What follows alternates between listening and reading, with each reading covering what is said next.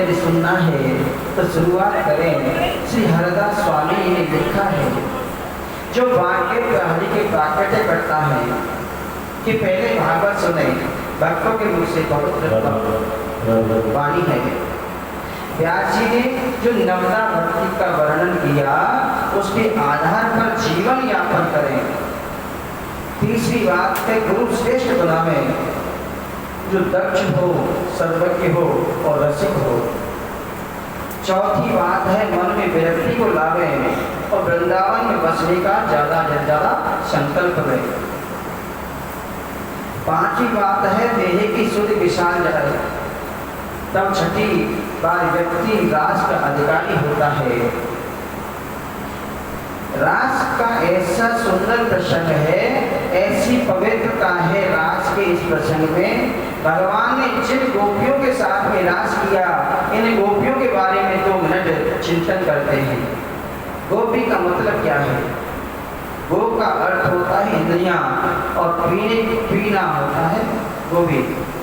गोपी इंद्रिय कृष्णा रसम पिबती, जो प्रत्येक इंद्रिय से कृष्ण रूपी रस का पान करे उसे गोपी कहते हैं। चलते फिरते उठते बैठते प्रत्येक परिस्थिति में भगवान का चिंतन करते रहे, ये गोपियां हैं। भगवान राम जब 14 वर्ष के लिए वनवास में गए, तो मेरे रघुवर जब दंडक वन में निकले, तो दंडक वन में वास करने वाले जितने भी दाढ़ी वाले संत थे, भगवान राम के रूप को देख के मोहित हो गए और मन में सोचे, काश हम भी इनकी पत्नियां बनते। वे ही दंडक वनवासी जो ऋषि हैं, वो सभी ऋषि ब्रज में गोपी बन करके आए हैं। राजा बलि को हरने के लिए वामन रूप में जब वो गए वामन भगवान, तो वामन भगवान के रूप को देख के दैत्य कन्याएं मोहित हो गई हैं और मन में विचारने करने लगे हैं कि काश हम भी इनकी पति रूप में वर्ण करती, तो वो भी गोपी रूप के बन करके आई हैं। इतना ही नहीं, हमारे 4 वेद हैं, ऋग्वेद, यजुर्वेद, सामवेद और अथर्ववेद। इन चारों वेदों में 3 कांड हैं, ज्ञान कांड, उपासना कांड और कर्म कांड। 80,000 मंत्र कर्म कांड के हैं, 16,000 मंत्र हैं उपासना कांड के। परमात्मा के समीप चले जाने को ही उपासना कहते हैं। वे सभी गोपी बनकर के आए। श्रुति रूपा, मुनि रूपा, साधन सिद्धा, स्वयं सिद्धा, दैत्य कन्या, मत्स्य कन्या, सब गोपियां बनकर के आई।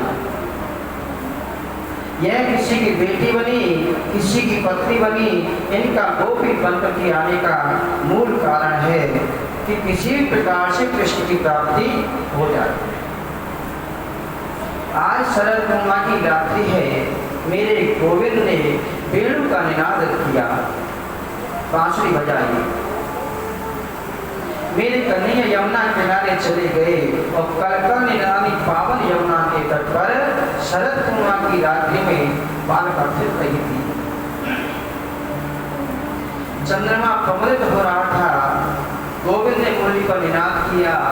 एक विचित्र बात, कृष्ण है एक, मुरली है एक, और सभी गोपियों को अलग अलग रूप में सुनाई देती है। जो गोपी जिस कार्य को कर रही थी, उसी कार्य को बीच में छोड़ करके सीधी दौड़ी चली आई। एक गोपी गाय धो रही थी, जैसे ही उसने मुरली की तान सुनी, वो भी दौड़ी चली आई। एक गोपी बच्चे को दूध पिला रही थी और मुरली की निनाद को सुना, वो भी दौड़ी चली आई।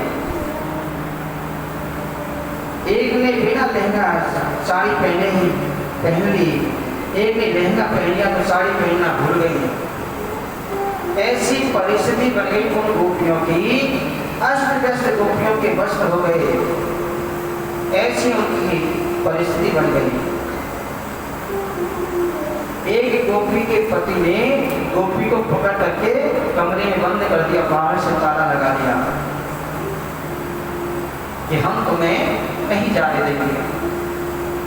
उस गोपी ने कहा तुम्हें शरीर से ही तो प्यार है, इस शरीर पर तुम शहद लगा के चाटो, सजका लगा के चाटो, लेकिन मैं उन गोपियों से पहले ही वहां पर पहुंच जाऊंगी। उन्होंने अपना प्राण त्याग कर दिया और सीधे गोपी भगवान के पास में चली गई। इन गोपियों का जो कृष्ण के प्रति अनुराग है, ये अनुराग अनुरक्ति महाराज, ये अनुचित, ये अनुरक्त प्रेम की तो नहीं हो सकती। भगवान को प्रियतम मानती थी, ऐसा मान करके कृष्ण के चरणों में प्रेम करना क्या अच्छी बात है। आदरणीय सुखदेव जी कहते हैं, राजन मैंने पहले ही तुम्हें बताया था कि किसी भी भाव से कृष्ण के चरणों में प्रेम करो, तन्मयता आनी चाहिए। और तन्मयता जब आएगी ना, कृष्ण मिलाप की विरह की अग्नि जब प्रस्फुटित होगी तो समझ कर उस पर चल करके दंड हो जाएंगे। कृष्ण की नजर जिधर बड़ी उधर से ही गोपियां दौड़ी चली आ रही हैं। स्वागतम वो महाभागा प्रियम किम करवाणि वा हृदयस्य आनायं कश्चित् ब्रूत आगमनं तव। स्वागतम सुस्वागतम, आप आई हो, आपका स्वागत करता हूँ देवियों। वास्तव में हे महाभागाओ, आपके आगमन से आज मुझे बहुत आनंद मिला है। गोपियों के मन में बड़ी प्रसन्नता हुई कि मुरली ने हमारा नाम बुलाया और हम नाम सुनते ही दौड़ी चली आई। तो आने पर कृष्ण हमारा कितना स्वागत कर रहे हैं। लेकिन स्वागत करते करते गोविंद मुस्कुरा कर कहा, आप आए हैं तो स्वागत की बात है, लेकिन क्यों आई हो ये तो बताना ही पड़ेगा। बोल अजी क्यों आई हैं? सबको छोड़कर चली आई हैं और हमसे पूछ रहे हैं कि क्यों आई हो। ये कन्हैया ने कहा, ये रात्रि कितनी घोर है देवियों, इस घोर रूपा रात्रि में अपने पतियों को छोड़ करके निर्जन मन में मेरे पास चली आई हो, क्या ये अच्छी बात है? जाओ अपने पतियों की जाकर के सेवा करो। बेचारी गोपियों ने कोई जवाब नहीं दिया और शांत बैठी हैं नीची नजर करके। बड़ा सुंदर यमुना का किनारा है, सुंदर बने हैं, देख लिया ना, अब जाओ लौट जाओ। आचार्य सुखदेव जी कहते हैं, परीक्षित पहले तो परमात्मा जीव को अपने पास में बुलाता है और जीव जब पास में आता है तो भगवान ढोक पीट करके बजाते हैं, कहीं कच्चा तो नहीं, वासनाओं को लेकर के नहीं आया है। परीक्षा देते हैं, ये आया तो है लेकिन कहीं जगत की वासनाओं को लेकर तो नहीं आया है। भगवान कहते हैं कि एक पतिव्रता स्त्री थी, घर के आंगन में बैठी चावल पीन रही थी। पति कहीं बाहर से आए तो पति को देखते ही वो खड़ी हो गई, चावल अलग रख दिए और पत्नी की गोद में पति सर रख करके सो गए। उनका नन्हा बालक पास में खेल रहा था और खेलते खेलते वो अग्निकुंड के पास में पहुंच गया।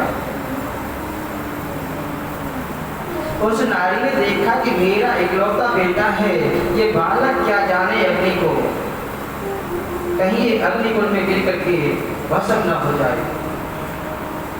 उसने सोचा यदि बच्चे को कुछ हो बचाने के लिए यदि मैं जाती हूँ तो मेरा पतिव्रत धर्म नष्ट होता है। पति अभी आकर के सोए हैं, उनको जगाऊं कैसे, और नहीं जाऊंगी तो ये बालक जल के रात हो जाएगा। आचार्य सुखदेव जी कहते हैं, प्रभु ने गोपियों से कहा इतना विचार कर ही रही थी मन में कि वह बालक अग्निकुंड में गिर गया। नारी ने अपनी आंखों को बंद कर लिया कि मेरा बालक जलकर राख भले ही हो जाए, लेकिन मैं पतिव्रत धर्म नष्ट नहीं कर सकता। 1 घंटे के बाद जब पत्नी की नींद खुली, पत्नी दौड़ी दौड़ी अग्निकुंड के पास भी गई तो देखा कि अग्निकुंड में बड़ी जोर से लपटें चल रही हैं, लेकिन उसका बालक उन लपटों के बीच में विरोध कर रहा है। पतिव्रत धर्म के प्रभाव से जलती हुई अग्नि भी शांत हो गई। अग्नि के अंदर जो दाहकत्व शक्ति है, वो दाहकत्व शक्ति ठंडी हो गई, शांत हो गई। ये होता है पतिव्रत धर्म का महत्व। और एक आप सब गोपियां हैं, मेरी मुरली को सुनकर के अपनी पतियों को छोड़कर के यहाँ आ गई हो। भगवान बड़ी कठिन परीक्षा लेते हैं। गोपियों ने कृष्ण से कहा, आप जो हमें घर जाने के लिए कहते हो गोपाल, ये बिल्कुल अच्छा नहीं कर रहे हो। सारे विषयों को हमने त्याग दिया और आपके चरण रूपी नौका का आश्रय लिया है, इसलिए हम यहाँ आए हैं। एक और बात, इसका मतलब यही है कि शरीर का पति है, शरीर की पत्नी है, शरीर की सासू है, शरीर का बेटा है। आत्मा का पति तो श्री कृष्ण के अलावा कोई और नहीं हो सकता। जब तक देह के प्रति अभ्यास है, जब तक देह के प्रति थोड़ा अभिमान है, तब तक देह से संबंध रखने वालों के प्रति प्रेम होना स्वाभाविक है। परंतु जब हम ये समझ लें कि देह मैं नहीं हूँ, मैं आत्मा हूँ, ये चिंतन करते करते मन आत्मा पर केंद्रित हो जाए, तो फिर आत्मा का पति सिवाय आपके कोई हो सकता है? ऐसी 2-4 कथा तो हम भी जानते हैं गोपाल। भगवान ने कहा, जानते हो तो बताओ ना। गोपियां कहते हैं कि एक पतिव्रता नारी थी, पति की बड़ी सेवा करती, नहलाती, धुलाती, खिलाती, पिलाती, बहुत सेवा करती थी। एक बार उसके पति को धन कमाने के लिए बाहर विदेश जाना पड़ा। उस नारी ने कहा कि पतिदेव आप चले जाओगे तो मैं सेवा किसकी करूंगी? तो उसकी आदमी अपनी जैसी मूर्ति ला करके उसको दे दी और कहा, इसी को नहलाते रहना, खिलाते पिलाते सब कुछ इसके साथ करना। समझे नहीं, मेरी सेवा हो गई। अब वो नारी उस मूर्ति में इतनी तन्मय हो गई कि बाहर अंदर से कुंडी बंद कर दी और बाहर से उसने सारे सब कुछ खत्म कर दिया। अब हर समय नहलाते, धुलाते, खिलाते पिलाते। 1.5-2 वर्ष के बाद उसका पति जब आया और आकर के कुंडी खटखटाई, उस समय वो उस मूर्ति की सेवा कर रही थी। पति बाहर खड़े हैं, खटखटाते हैं, खोलो। पत्नी सोचती है कि खोले कैसे? पता नहीं द्वार पर कौन आया है। यदि द्वार खोलने जाऊंगी तो मेरा पतिव्रत धर्म नष्ट हो जाएगा। अब गोपियों ने श्री कृष्ण से कहा कि हम आपसे एक प्रश्न पूछते हैं, आप क्या समझते हो, उस स्त्री को जाकर के दरवाजा खोलना चाहिए कि नहीं खोलना चाहिए? भगवान ने कहा कि जब सच्चा पति वापस आ गया तो नकली पति की जरूरत क्या है? पति की सच्चे पति जब आ गए तो झूठे पति की सेवा की जरूरत क्या है? तुरंत द्वार खोलकर उनका स्वागत करना चाहिए था। गोपियां कृष्ण से बोली, आपने अपने मुंह से ही न्याय कर दिया गोपाल।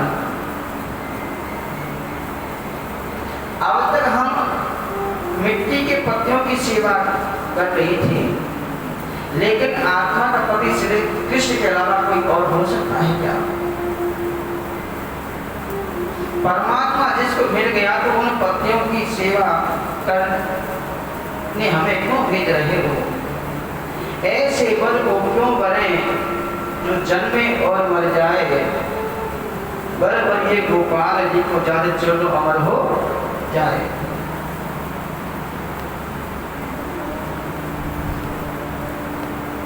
गोपियों ने कहा, जब आत्मा का साक्षात्कार हो जाए तो आत्मा का पति सिवाय आपकी कोई हो सकता है क्या? मेरे गोविंद ने देखा कि गोपियों की भावनाएं बड़ी सुंदर हैं और प्रभु उनके साथ रासलीला करने के लिए तैयार हो गए। जितनी गोपियां उतने ही श्री कृष्ण बन गए। तो इधर गोपी बीच बीच माधव मधुर झांकी है। चार और लाखों की संख्या में गोपियां हैं और लाखों ही श्री कृष्ण बन गए हैं। भगवान ने जब गोपियों के साथ में रास कर रहे थे कल बढ़िया देकर के, तब गोपियों के मन में थोड़ा सा अभिमान हो गया। गोपियों के मन में किंचित गुमान हो गया। अभिमान और गुमान में थोड़ा अंतर है। राधा रानी को मान हो गया और गोपियों को अभिमान हो गया। अभिमान होता है शरीर का और मान होता है अपने आत्मे के प्रति रूठ जाना। रूठने को मान कहते हैं। गोपियों को अभिमान ये हो गया कि हम ज्यादा सुंदरी हैं, इसलिए भगवान हमारे साथ रास विहार कर रहे हैं। और राधा रानी को मान ये हो गया कि हम में और गोपियों में कोई अंतर नहीं है। गोपियों के संग रास करते रचा रहे थे, वैसे ही मेरे संग रास रचा रहे हैं। इन गोपियों के सौभाग्य मद को हटाने के लिए किशोरी सी राधा जी को परम प्रसन्नता के लिए राधा रानी को साथ में लेकर के मेरे गोपाल अंतर ध्यान हो गए। अब तक तो गोपियों की गल मैया डाल करके उनके साथ नृत्य कर रहे थे। एकदम अंतर ध्यान हो गए तो गोपियां रोने लगी। कृष्ण कहाँ हो, हे श्री कृष्ण कहाँ हो, ढूंढ रही हैं, लेकिन कृष्ण का दर्शन तो हो नहीं रहा। गोपियों ने वृंदावन के एक वृक्ष के पास जाकर के देखा, झाड़ियों को देखा, यमुना किनारे देखा, ऊंचे पर्वतों को देखा, लेकिन गोविंद का कहीं भी दर्शन नहीं हुआ। और कृष्ण को खोजते खोजते गोपियों की परिस्थिति ऐसी बन गई, परीक्षित जो कोई उनके सामने आवे उसी को कृष्ण समझ ले गए।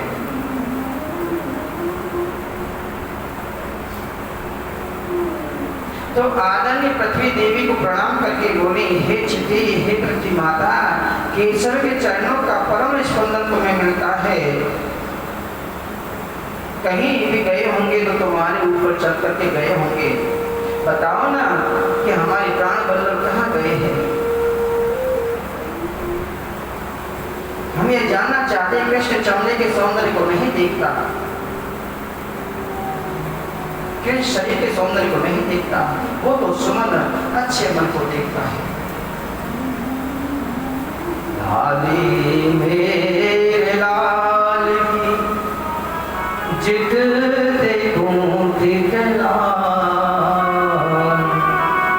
लाली देखन में गई मैं भी हो गई।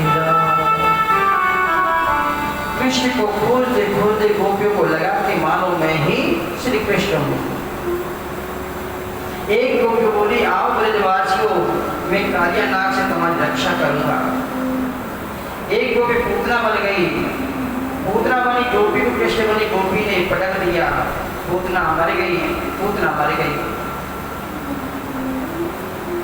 राधा रानी को लेकर के गोविंदपुर चले गए तो किशोरी जी ने सोचा कि मैं गोपियों से अलग रही तो उन्हें कृष्ण दर्शन रूपी कमल से दूर रहना पड़ेगा। राधा रानी कन्हैया से बोली, अजी मोह कहाँ को ले जा रहे हो, मुंह पे तो चलो ही ना जावे। तो भगवान ने कही ऐसा करो आप मेरे कंधे पर बैठ जाओ। अब जैसे ही राधा रानी कंधे पर बैठने के लिए उद्यत हुई, कृष्ण अंतर्ध्यान हो गए।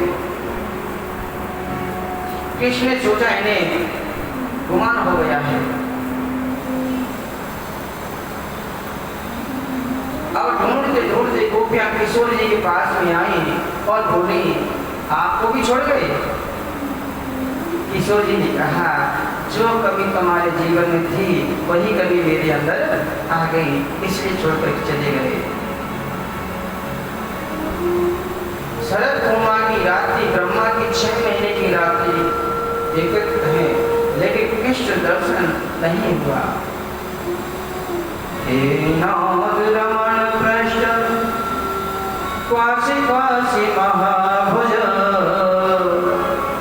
हे नाथ, हे रमण, हे वल्लभ, आप कहाँ हो? आप आकर हमें दर्शन दीजिए। ओ अपना चंदा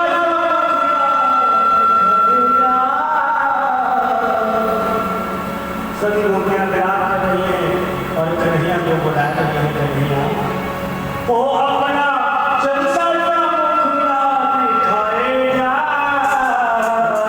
बोल मुकुट वाले घुमराते वाले, बोल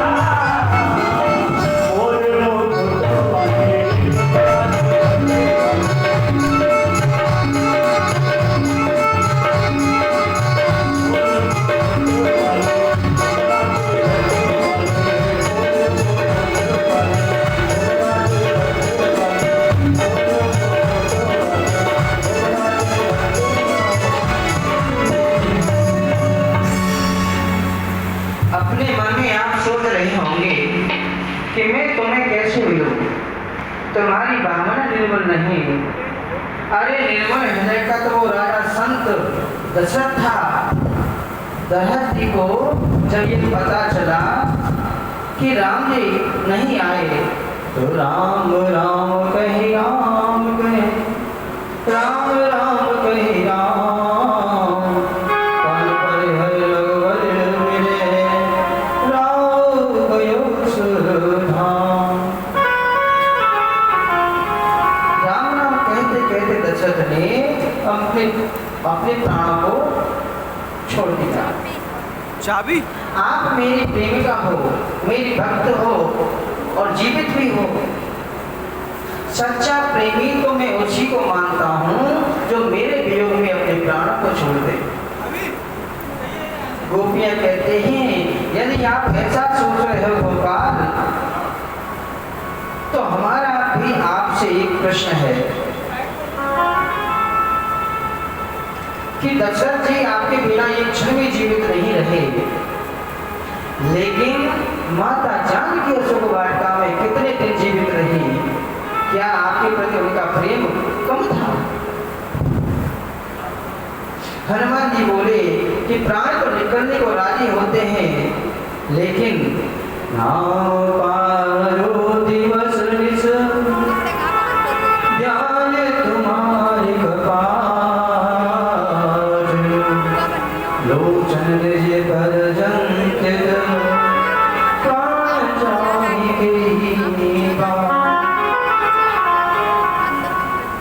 जानकी जी के प्राण निकलने को तैयार होते हैं, लेकिन आपका नाम रूपी पहरेदार उनके प्राणों को निकलने नहीं देता, उनकी रक्षा करता है। माता जानकी के प्राण जब पहरेदार को धक्का देकर के निकलते हैं तो आपका ध्यान रूपी द्वार अपना आप ही लग जाता है। आपका नाम रूपी ध्यान का ताला लग जाता है तो फिर प्राण निकले कैसे निकले? गोपियाँ कहते हैं बिल्कुल यही परिस्थिति हमारी है। तब कथामृतम तत् जीवनम कविभिरीडितम कलशाभम श्रवणमंगलम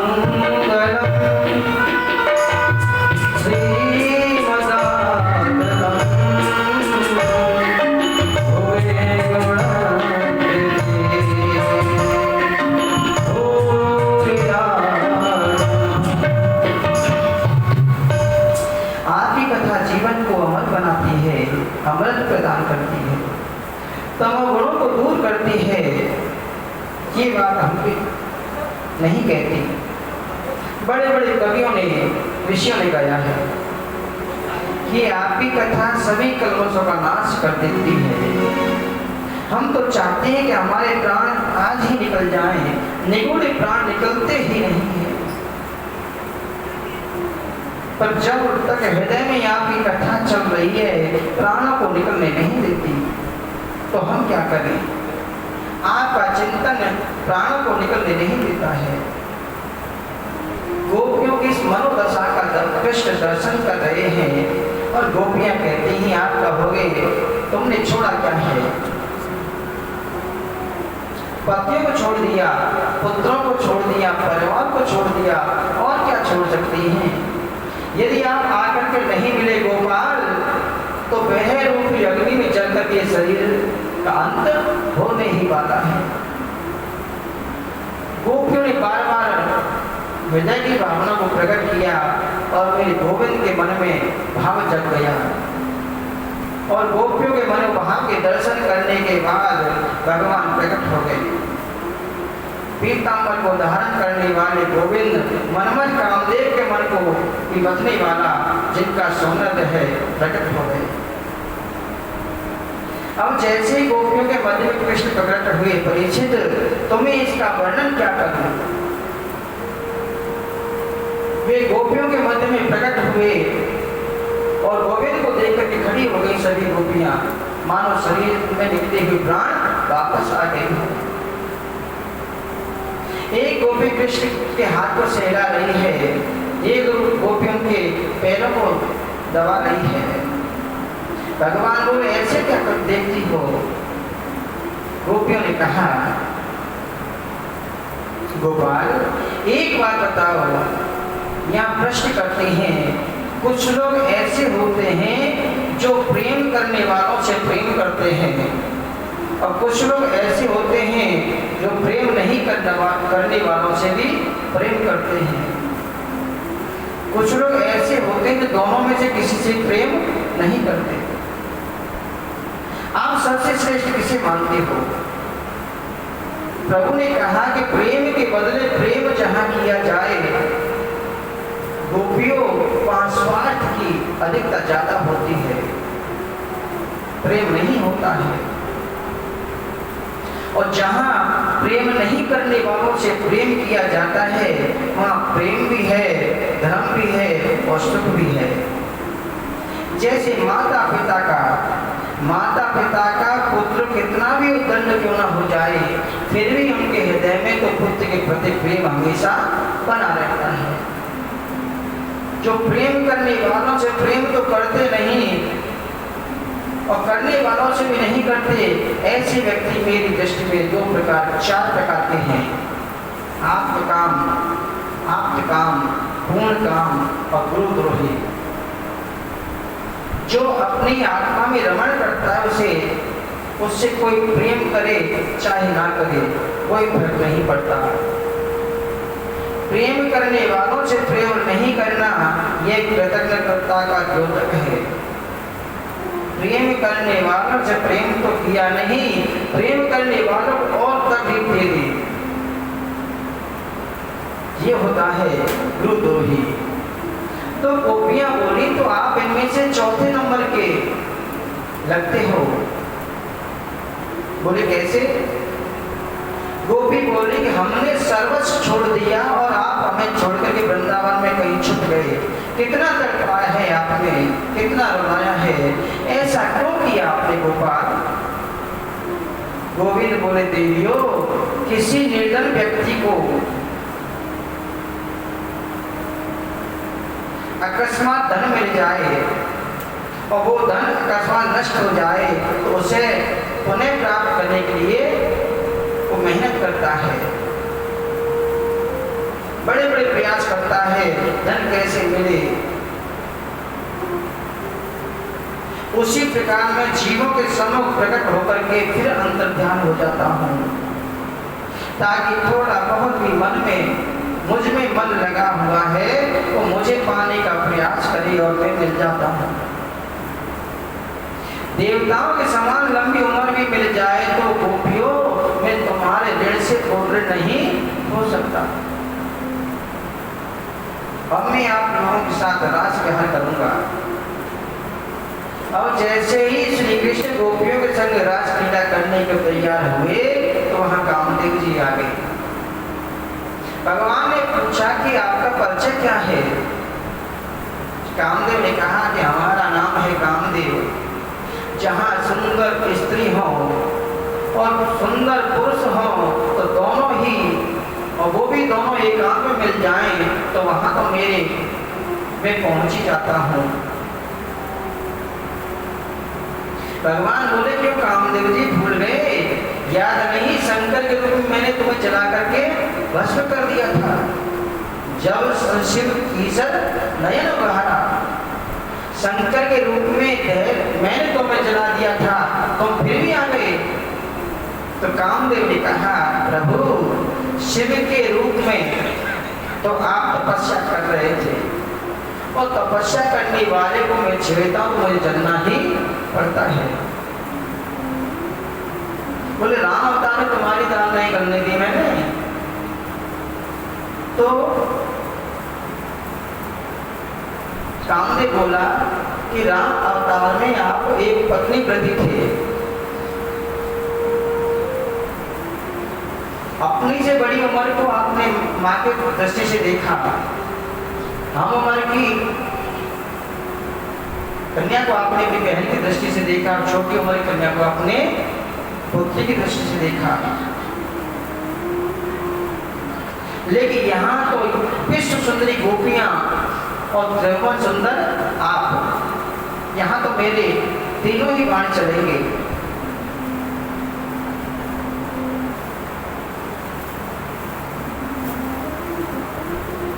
कामदेव अपने पूरे बाणों को लेकर के आया, और कृष्ण ने परम सुंदरी गोपियों के साथ में रासलीला प्रारंभ कर दी। जब राज परमात्मा नृत्य करता है तो संसार नाचने लग जाता है। कृष्ण के नृत्य को देख करके पूरा ब्रह्मांड नाचने लगा। राधा नाचे कृष्ण नाचे, नाचे गोपी जन, राधा नाचे कृष्ण नाचे, नाचे गोपी जन, मन मेरो बन गयो सगे पावन वृंदावन, ओ मन मेरो बन गयो सगे पावन वृंदावन।